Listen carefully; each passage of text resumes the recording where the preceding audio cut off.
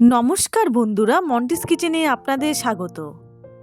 আজকে একটি খুবই সুন্দর নিরামিষ দই বেগুনের রেসিপি আপনাদের সঙ্গে শেয়ার করছি, যেটা আমি প্রায় সময় ঘরে করে থাকি।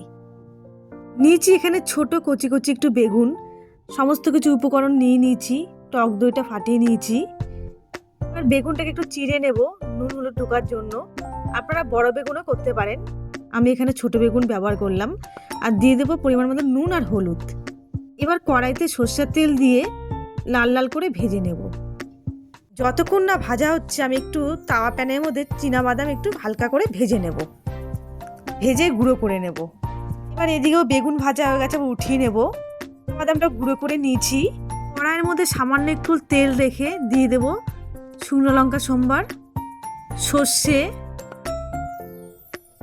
কারি পাতা, জিরের গুঁড়ো, ধনের গুঁড়ো, লঙ্কার গুঁড়ো, স্বাদ মতন নুন। এবার দিয়ে দেবো ভেজে রাখা বেগুন। এবার সামান্য একটু নাড়াচাড়া করে দিয়ে দেবো ফাটিয়ে রাখা টক দই। এবার 2 মিনিটের মতন ফুটিয়ে নেব। দিয়ে দেবো স্বাদ মতন চিনি, আর উপর দিয়ে দিয়ে দেবো চীনাবাদাম। চীনাবাদামটা অবশ্যই দেবেন, খেতে কিন্তু ভীষণ ভালো লাগে। এবার বানিয়ে দেখবেন। উপর দিয়ে একটু সাজিয়ে দিয়েছি টক দই, লঙ্কার গুঁড়ো আর চীনাবাদাম।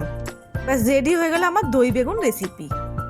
আমার এই রেসিপিটি ভালো লেগে থাকলে যারা ফেসবুক থেকে দেখছেন পেজটিকে ফলো করে দেবেন, আর যারা ইউটিউব থেকে দেখছেন চ্যানেলটিকে সাবস্ক্রাইব করে দেবেন। আপনারা ভালো থাকবেন, সুস্থ থাকবেন।